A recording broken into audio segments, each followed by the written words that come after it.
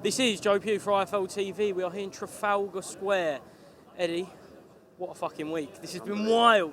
Unbelievable. I mean, I thought the Guildhall was great yesterday, and I think this is just exceeded any expectations anyone had. You know, to take over the entire Trafalgar Square for the weigh-in, unbelievable. And you know, it goes to show you how big this Riyadh season event is tomorrow night. It's going to be a special night, and everything crossed that our man can do the business.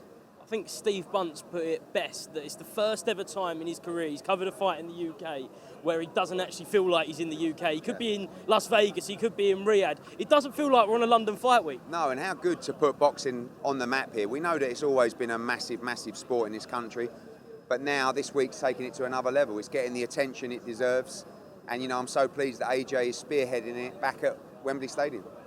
Could this be the biggest night in British boxing history? I think so. I mean, look, it's going to be very difficult to beat AJ v Klitschko, the fight.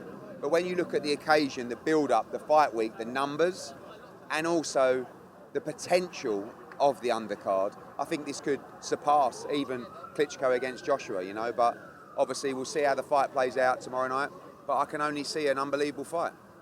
You've been around Joshua all week. How would you say he's looked compared to other camps? Cool, calm, collective as usual, or slightly different? More so. You know, listen, he definitely wants to win bad, and I think he's alluded to that a little bit as well. But honestly, I think Dubois seems very nervous to me, and that's not unexpected, honestly.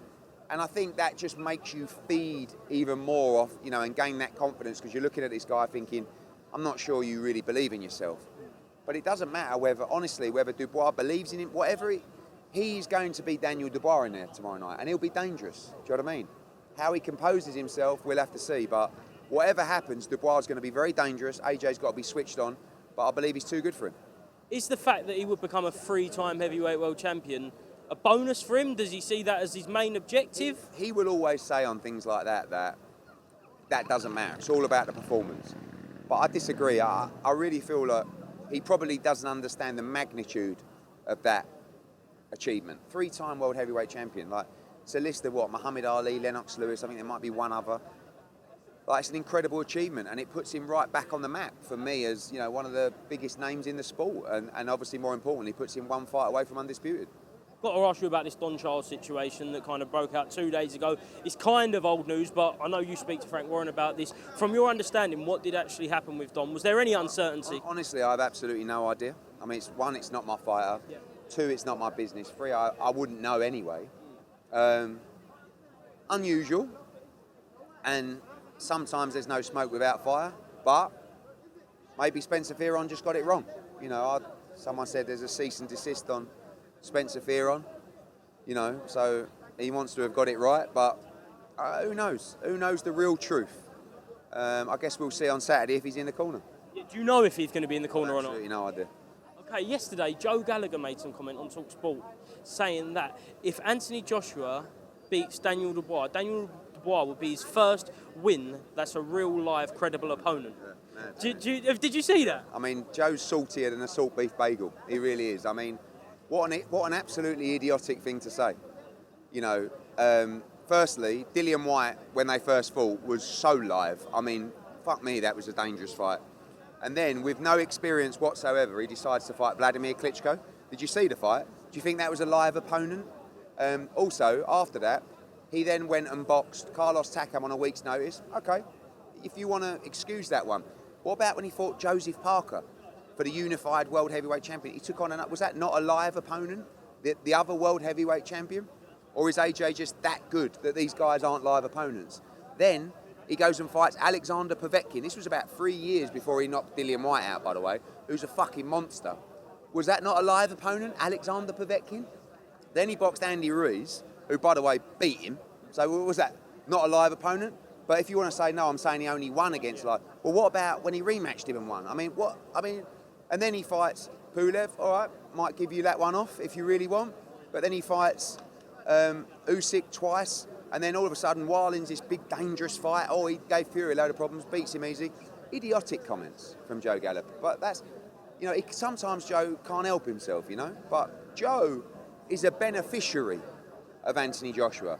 Joe should actually have a picture up of Anthony Joshua and say, Joe's done very well out of sport of boxing. And also, Joe has made a lot of money out of being a coach in Saudi Arabia. And without AJ, I don't think Saudi Arabia would have even been in boxing.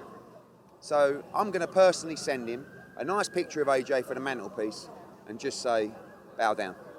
Right, there was a video that kind of emerged on social media yesterday of you having a conversation with Ben Shalom on stage.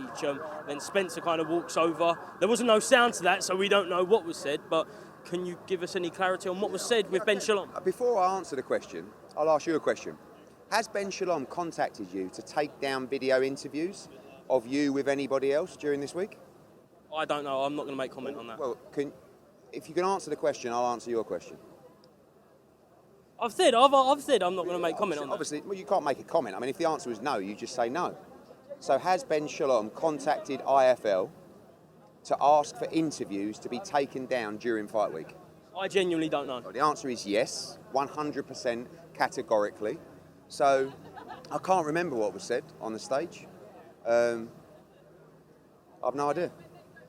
Unfortunately, because you can't confirm what everybody knows, that Ben Shalom is asking IFL to take down interviews consistently, I don't really know why I should do an interview with you if you're not going to be a correct media outlet and actually tell him, no, when we do an interview, because your boss will confirm that for 16 years, I've never asked for one interview to be pulled down, yet this guy does it again and again and again, and no one knows about it. So I'm telling the British public now, this guy, after nearly every interview, phones you up and gets you to remove the interview. So when you want to talk about truth, we'll drop some serious fucking truth bombs if we need to. Thank you. Next question. Okay. Don't leave him off, Joe. No. I want to ask you about the relationship with Ben Shalom this week, because this is the first time you, Ben and Frank have kind of been working together. I don't deal with Ben. Frank Smith and Ben Shalom have had their back and forths, do you know what I mean? At the end of the day, I'm up for dealing with anyone who's serious about making big fights. The problem is Ben's never been serious. I can't, he called on a 5v5 and I just put it on him about Dalton Smith against Adam Azim and he said he wouldn't make that fight. I can't. If you aren't smart enough to know that this guy is not serious about making those kind of fights, then, but honestly, I wish him all the best. I really do. And everyone's like, I hate this. He keeps moaning that he was tried to get blocked. People tried to block him in Saudi. It's the biggest load of bollocks ever. If you have a fight that Turki Al-Sheikh likes, he will put the fight on. Doesn't matter if it's me, Frank, Spencer, Ben Shalom, Top Rank, PBC, Dimitri Salita, Callis Howland, all of the million promoters that he works with. And that's how it is, and I wish him the best of luck. So was there a confrontation on the stage between you and Ben Shalom yesterday? I mean, it depends what you call confrontation. For what I know as confrontation, absolutely not. But again, when I just feel disappointed in IFL that when he asks you to remove videos, you keep removing them. Yes, you fucking have. You didn't put the video up. You want to pipe up. You did the interview with him and Frank Warren, and you pulled it down. You didn't show it because he requested and said, please, whatever you do not put that video up. Please don't put that video up. Right? So now you want to sit there and be the big guy. Now Frank knows. Hey, Frank, could you come in a sec? Frank, what do you know about a confrontation yesterday between the man next to you and Ben Shalom? Who? Ben Shalom. Who? The man promoting... If there was a confrontation, he'd know about it. He was standing next to me the whole time. I don't know what... What's all that about? There's a video online of Eddie and Ben talking to Ben Shalom. And Spencer's kind of in the middle. I know where my money on. Listen, I don't know, you guys... As I said... I can't imagine anybody falling out with him. What's going on? All I said is that I'm not going to speak. Genuine fella. I'm not going to speak to these media outlets when certain people phone them up and beg them to take an interview down because they don't like it. What's the point in us giving you interviews? You're wasting our time. Again, I'm going to make no comment on that. Last one. I'm just telling you how it is, because you ask me questions, I ask you a question. Do me a favour. Next time you do an interview, and he asks you to take it down, grow a set of bollocks and don't take it down. All right, Coogan? Don't start. You're the boss. Don't start. You're the boss. No. Right, last one. Can you two tell each other why your man is going to win tomorrow night? We'll start with you, Frank. Because he's going to knock him out. We're leaving it with that? That's what you just asked me the question. I just answered it. Eddie? I think we're going to have a fight that's going to make both of our bums go a little bit. Our hearts beat through our chest. The hairs on the back of our neck stand up. And I believe that our man will be victorious and become a 3-time world heavyweight champion. May the best man win. May the best man win. Gents, thank you. And I agree with that. May the best man win. One thing you can agree on, this is going to be one of the biggest nights this country's ever seen for boxing. It's a mega night, isn't it? I mean, look at this. I mean, the whole setup all this week's been phenomenal, iconic sites and venues for different press conferences, weigh-ins, for an iconic night of boxing at our iconic national stadium. This ticks all the boxes. It's going to be amazing. Is this the biggest thing you've been part of, do you think? Well, I keep saying that every time we do a show, they just get bigger and bigger, don't they? I mean, they're fabulous shows, and you know, this is something extra special. I think if the fights all gel on Saturday with this card and the main event, I think it'll knock the socks off anything we've ever seen before. Excellent. Eddie, Frank, thank you very much for speaking to IFLTV.